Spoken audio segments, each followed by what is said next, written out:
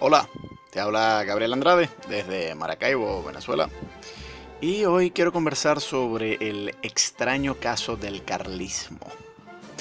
Bueno, resulta ser que en mi libro El posmodernismo vallatismo, de la editorial La Toli, en ese libro yo resoñé el extraño giro que dio la izquierda a mediados del siglo XX. Hasta ese momento la izquierda era heredera de la Ilustración, pero la influencia de la Escuela de Frankfurt y sobre todo del postcolonialismo hizo surgir una izquierda retrógrada que insólitamente terminó por tener más en común con la contrailustración y los movimientos reaccionarios del siglo XIX.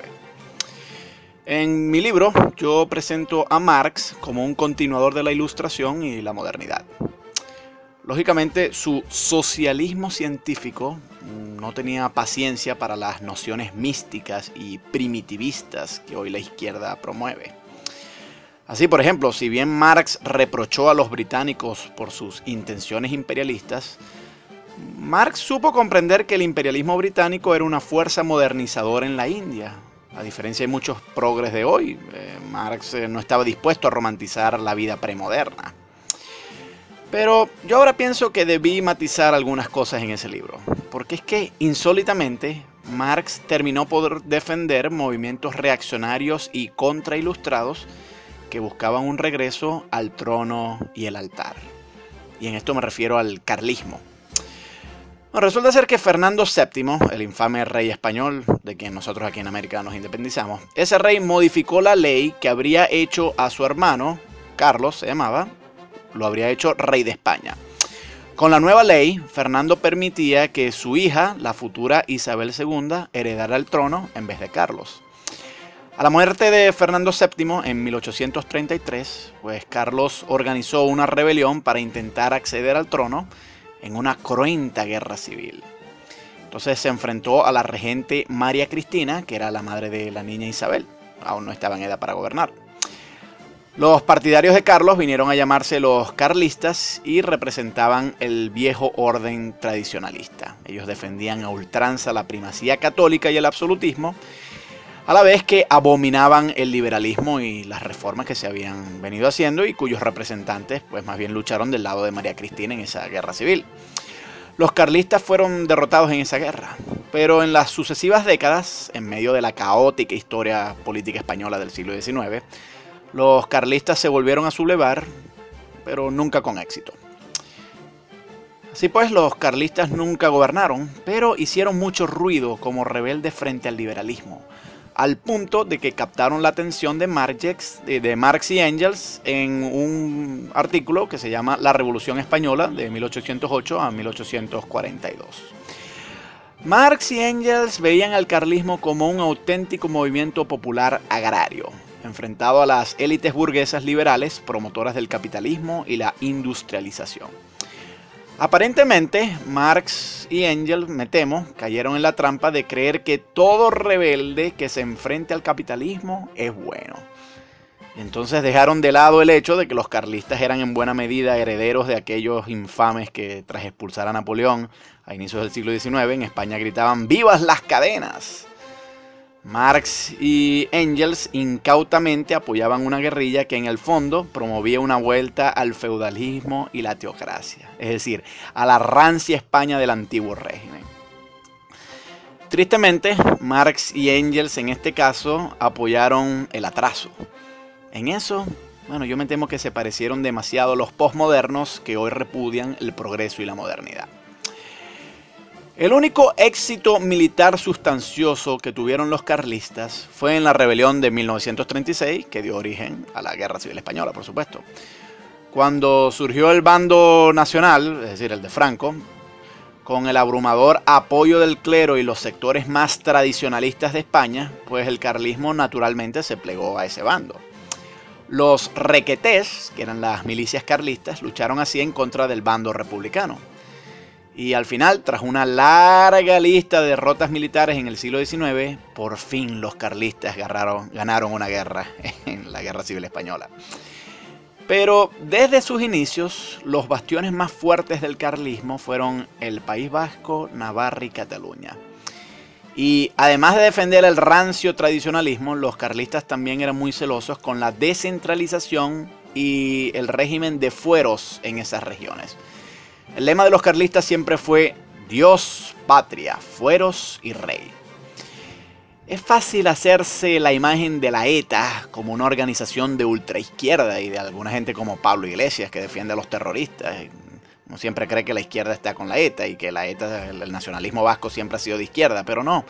Es un hecho indiscutible que en sus inicios el nacionalismo vasco estuvo ligado al más rancio tradicionalismo y que además bebió de las aguas del carlismo. Los carlistas eran absolutistas y tradicionalistas, pero cuando se trataba de la descentralización del poder en fueros, bueno, los carlistas se parecían mucho más a los liberales que hoy defienden el régimen de autonomías allá en España. Eso hizo que desde el primer momento las relaciones de Franco con el carlismo no fueran del todo cordiales. Un dictador que proclama a España como una grande y libre, pues lógicamente no va a congeniar mucho con una fiera tradición que apela a Dios, patria, fueros y rey. Lo de Dios y patria estaría bien para Franco, pero Franco, que ni era rey ni le hacían gracias los fueros, obviamente no iba a congeniar bien con el carlismo. En algún momento se incorporaron algunos representantes del carlismo en puestos del gobierno de Franco, pero el vigor carlista fue menguando. Además, Franco supo manipular las disputas internas del carlismo para debilitarlos aún más. El carlismo surgió, como he dicho, como un pleito de sucesión entre Carlos e Isabel II, pero eventualmente en el propio seno del carlismo hubo otros pleitos respecto a quién era el legítimo sucesor del que ellos llamaban Carlos V, es decir, el hermano de Fernando VII. Y entonces Franco se aseguró de envenenar aún más estos pleitos para así finalmente apartar a los carlistas. Entonces el carlismo se fue convirtiendo en el extraño caso de los ultraderechistas aplastados por el propio poder derechista, pero que precisamente por eso ganaban la simpatía de algunos izquierdistas. Luego hubo aún otro giro más extraños. Es que resulta ser que ya muerto Franco, el carlismo buscó reinventarse y Carlos Hugo de Borbón, el pretendiente carlista con mayor apoyo, que este era un descendiente de, no directo, pero sí era un descendiente de Carlos V, el hermano de Fernando VII, el primer pretendiente carlista. Bueno, este Carlos Hugo de Borbón empezó a expresar simpatías por lo que él llamaba el socialismo de autogestión, que esto era un modelo inspirado en el yugoslavo Tito. Recuerdan que esto era durante la Guerra Fría. Carlos Hugo alegaba que desde un principio el carlismo defendía una idea similar a la de Tito. A mediados del siglo XIX, el carlismo representaba el más rancio tradicionalismo. Pero insólitamente, a finales del siglo XX, el carlismo representaba el socialismo de avanzada. Yo creo que eso es tremendo giro. Bueno, a decir verdad, el giro no fue tan dramático, porque la organización de los fueros, si nos ponemos a ver, es en buena medida algo bastante parecido a la autogestión que defendía Tito. Naturalmente, no todos los carlistas simpatizaron con el giro ideológico que estaba dando Carlos Hugo, al punto de que hubo una reacción entre los partidarios del tradicionalista Sixto Enrique, que era hermano de Carlos Hugo y que se proclamó a sí mismo como pretendiente al trono, y esta disputa terminó en una confrontación violenta con el saldo de 2 muertos en 1976. Al día de hoy el carlismo es ya un movimiento prácticamente en extinción, pero los 4 gatos carlistas que quedan siguen la variante socialista de Carlos Hugo. Carlos Hugo murió en 2010, pero su hijo y sucesor, Carlos Javier, continúa la ideología socialista y carlista de su padre. Yo creo que de todo este extraño caso podemos abstraer 2 conclusiones relevantes. La primera es que, tal como yo lo expresé en mi libro El posmodernismo vallatimo, no es fácil establecer una nítida separación entre izquierda y derecha. Un grupo surgido en la contrailustración, como lo fue el carlismo, pues puede terminar siendo abrazado por la izquierda contemporánea. Mientras que un autor ilustrado, como Adam Smith, pues puede terminar siendo el caballito de batalla de los trogloditas del Partido Popular. La segunda conclusión, yo creo, es que muchas veces la política es mucho más cuestión de símbolos que de ideologías. En algunas ocasiones la gente vota más con el corazón que con el cerebro. El carlismo dio giros ideológicos, pero mientras mantuvo la boina roja, el escudo del Sagrado Corazón, la cruz de Borgoña y su lema, Dios, patria, fueros y rey y otros símbolos, pues en esa medida el carlismo ha conseguido sobrevivir. No son tan relevantes las ideas, sino más bien el manejo emocional de los símbolos. Es lo que yo creo que, por ejemplo, ocurre en China. China silenciosamente ha hecho una transición del comunismo al capitalismo, pero siempre manteniendo los símbolos rojos y la imagen de Mao. Las transiciones ideológicas se pueden hacer, pero para que no sean tan traumáticas debe haber una preservación simbólica. A mí me parece que conviene no subestimar el poder de los símbolos. Terminó por tener más en común con la contrailustración y los movimientos reaccionarios del siglo XIX. En mi libro yo presento a Marx como un continuador de la Ilustración y la modernidad. Hola, te habla Gabriel Andrade desde Maracaibo, Venezuela. Y hoy quiero conversar sobre el extraño caso del carlismo.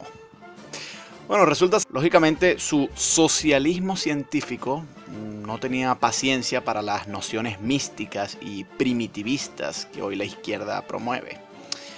Así pues, era heredera de la Ilustración, pero la influencia de la Escuela de Frankfurt y sobre todo del postcolonialismo hizo surgir una izquierda retrógrada que insólitamente, acerqué en mi libro El Postmodernismo Vallatismo, de la editorial La Tolly.